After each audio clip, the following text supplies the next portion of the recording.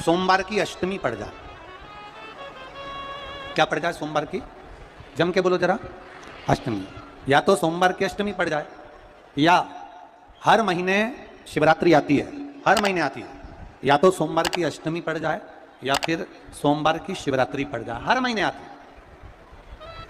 प्रयास करना कहीं से देसी गाय का दूध मिल जाए, थोड़ा सा दूध देसी गाय का मिल जाए, थोड़ा सा दूध देसी गाय का, थोड़ा सा दूध अगर प्राप्त हो जाए, बेलपत्री के पत्ते से दूध कटोरी में लेकर, मात्र बेलपत्री के पत्ते से एक एक बूंद अगर दूध, आप एक बूंद अगर ज्यादा ना मिला हो, एक चम्मच भी अगर आपको दूध देसी गाय का मिल गया हो, और सोमवार की अष्टमी पड़ जाए या सोमवार की, जम के बोलो, शिवरात्रि पड़ जाए, उसमें केवल अगर देसी गाय का दूध मिल जाए, जर्सी गाय का नहीं हो, देसी गाय का अगर दूध मिल जाए, बेलपत्री के पत्ते से, तुम्हारे घर के अंदर अगर शिवलिंग है या मंदिर में शिवलिंग है या तुम्हारे नजदीक में कोई शिवलिंग है, उस पर बूंद बूंद, एक एक बूंद अगर शिवलिंग पर दूध समर्पित कर रहे हो, श्री शिवाय नमस्तुभ्यम, नमः शिवाय, या षडाक्षर मंत्र ओम नमः शिवाय, या 33 अक्षर का मंत्र महामृत्युंजय मंत्र, इसका स्मरण कर कर शिव जी पर देसी गाय का दूध समर्पित कर कर इस बेलपत्री को अशोक सुंदरी वाली जगह पर अगर आप समर्पित कर देते हैं, फिर आप जिस भी चीज के लिए अप्लाई करें, मेरा देवाधिदेव महादेव आपका हाथ पकड़कर खींचकर आगे बढ़ा ही दे। सोमवार की अष्टमी का मतलब आपको इंदौर की कथा में बताया था, जिस दिन शंकर और पार्वती के मिलन का दिवस हो, और केवल एक माता पार्वती के अकेले मिलन का नहीं, 64 योगनिया तक भगवान शंकर से मिलने के लिए आती है। पीला चंदन, जब आपको लगे कि मेरा जीवन बहुत कष्टमय है, अब ये रोग, अब ये कष्ट दूर ही नहीं हो रहा, अब ये आए दिन तकलीफ पर तकलीफ बढ़ती जा रही है, आए दिन रोग बीमारी, पैसा घर में बच नहीं रहा, बहुत कष्टमय जीवन है, इसमें लगाओ पीला चंदन बेलपत्री की बीज पत्ती पर महाराज। और बीज पत्ती पर जब चंदन लग जाए, लगने के बाद में ये दोनों पत्ती पर लाल चंदन लगा लीजिए। इन दोनों पत्ती के बीच में जो डंडी का भाग होता है, आपको कहा था, आपको स्मरण में होगा शायद, हमने जब बेलपत्री की महत्वता बताई थी तो उस बेलपत्री की महत्वता में कहा था ब्रह्मा विष्णु महेश ये 3 हैं, बोला था। बीच में ये बड़ी पत्ती से लेकर जो 2 पत्तियां होती हैं, इनके बीच में जो जगह बचती है, इसमें मां पार्वती के 64 योगनियां, मां पार्वती अपनी पूर्ण सिद्धि के साथ में जितनी भी देवी के स्वरूप में, वो माता 64 योगनियां देवी के स्वरूप में यहां पर विराजमान होती हैं। 2 पत्ती के नीचे से जो डंडी होती है नीचे तक, ये पूरी डंडी में 33 कोटि देवी देवताओं विराजमान होते हैं इस पूरी डंडी के अंदर।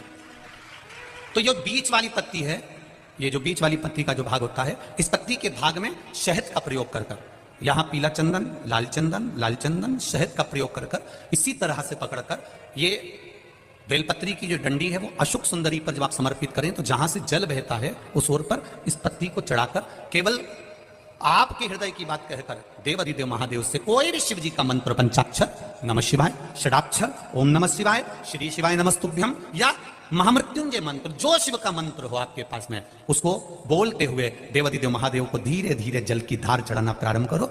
जल की धार जब पूर्ण होने लगे, उसमें थोड़ा जल बचे, तब अशोक सुंदरी पर जो तुमने बेलपत्र चढ़ाई है, वहां उस जलधार को चढ़ा। ये प्रयोग आपको केवल सोमवार की अष्टमी पढ़ने पर ही करना है, और जल चढ़ाकर बाबा से विनती कर कर उसी बेलपत्र को वापस उठाकर कहीं जलाशय में या किसी पेड़ के नीचे विसर्जन कर दें, और 1 लोटा जल वहां भी चढ़ा दें। बस निवेदन कर कर आ जाइए, मेरा बाबा 3 माह के अंदर हाथ जरूर पकड़ेगा और आपको दलदल से बाहर निकाल देगा। बहुत दिनों से लगे हो, नहीं हो रहा, हरा मूंग ले जाओ, मूंग के दाने तो रहते हैं घर में, केवल 31 मूंग के दाने लेकर जाइए, 31 चावल के दाने लेकर जाइए, और 31 ही बेलपत्र लेकर जाइए। जिस दिन सोमवार की अष्टमी हो, कौन से दिन? सोमवार की अष्टमी हो, उस दिन शंकर जी के मंदिर में जाओ, 3 चीज लेकर जाओ, मूंग के दाने, चावल, बेलपत्र। चावल जो 31 लेकर गए हो, अपनी कामना कर कर शंकर जी की देहली पर रख दो, चौखट पर, कहीं पर भी एकांत में उसको रख दिया जाए। मूंग के जो दाने लेकर गए हो 31, वो नंदी के पास में, जो नंदी का पांव ऊंचा रहता है, उस पांव के पास रख दीजिए। और जो 31 बेलपत्र लेकर गए हो, वो 31 बेलपत्र अशोक सुंदरी वाली जो जगह है, आपको पहले बताया है कथा में, अशोक सुंदरी जी का स्थान, ये शिवलिंग, ये जलाधारी जहां से पानी बहता है, उसके बीच में एक मोटी सी लाइन होती है, जो शंकर भगवान की छोटी लड़की अशोक सुंदरी का स्थान हो। एक सोमवार की अष्टमी पर कर देखना, दूसरी सोमवार की अष्टमी आएगी, अपने आप आपका काम हो गया होगा। बाबा से निवेदन तो करो, क्यों भटक रहे? एक मात्र शिव मंदिर में झाड़ू लगा रही हैं अहिल्याबाई, साधारण सा भाव है, केवल एक झाड़ू।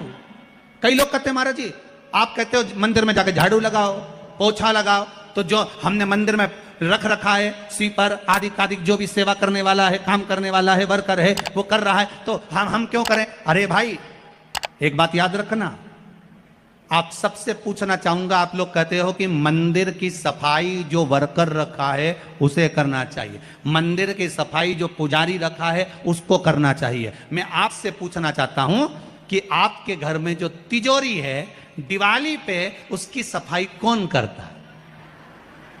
नौकर करता है? अरे बोलते तो जाओ। नौकर करेगा? नहीं। वर्कर करेगा? नहीं। स्वीपर करेगा?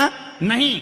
तिजोरी की सफाई कोई दूसरा नहीं करता, तिजोरी की सफाई हमें करना होती है। उसी तरह मंदिर की सफाई ना पुजारी करे ना कोई वर्कर करे, जो दर्शन करने जाए वो करे, क्योंकि ये तिजोरी है हमारी, ये तिजोरी है हमारी, यहां से हमें मिलता है, ये मेरा देव अधिदेव महादेव देता है। और धतूरा, धतूरे का पुष्प छोटा सा पौधा है, ज्यादा बड़ा नहीं है, कांटा लग रहा है, धतूरा लग रहा है, और उसमें भी साधारण धतूरा नहीं, जिस धतूरे के नीचे की डंडी लाल कलर की होती है, अगर वो सोमवार की अष्टमी को देव अधिदेव महादेव को समर्पित करी जाती है तो उसके घर में कभी संपदा की कमी नहीं होती है। वो धतूरा है, साधारण नहीं है। धतूरे में भी लाल डंडी, जैसे धतूरा गोल होता है उसके नीचे छोटी सी डंडी, देखा है आप लोगों ने?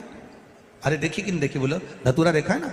धतूरे के अंदर एक नीचे छोटी सी डंडी होती है, जब तोड़ोगे तो वो डंडी का कलर अगर लाल है, वो डंडी का कलर अगर लाल है, और कभी हम तो कहेंगे जैसे बड़ी बीमारी जिसको हो जाती है, लीवर किडनी कैंसर आदि आदि बड़ी बीमारियों से जो जूझ रहा होता है, प्रयास करो, प्रयास महामृत्युंजय का जाप कर कर, महामृत्युंजय का स्मरण कर कर, एक लाल डंडी का धतूरा प्रयास करना, एक धतूरा मिल जाए या 5 धतूरे मिल जाए किसी भी एकांतेश्वर महादेव पर, जो शिव मंदिर एकांत में हो, जहां कोई जाता आता नहीं हो।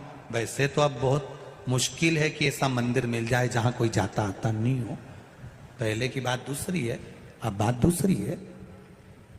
फिर भी कहीं आप रोड पे से निकल रहे हो, एकांतेश्वर महादेव अगर आपका दिख जाए, बहुत बीमारियों से ग्रसित हो, तो भी महामृत्युंजय जाप का स्मरण कर कर या किसी विद्वत ब्राह्मण जन से महामृत्युंजय मंत्र का जाप कराकर या भगवान शिव के मंत्र का जाप स्वयं कर कर, वो भी ना बने तो पंचाक्षर मंत्र नमः शिवाय, षडाक्षर मंत्र ओम नमः शिवाय या श्री शिवाय नमस्तुभ्यम जप कर वो लाल डंडी का धतूरा 5 एकांतेश्वर महादेव को आप समर्पित कर सकते हो। रोग थम जाएगा, जो दवाई खाओगे वो शरीर को लगना प्रारंभ हो जाएगी और आप स्वस्थ होना प्रारंभ हो जाएंगे। अगर बड़ा रोग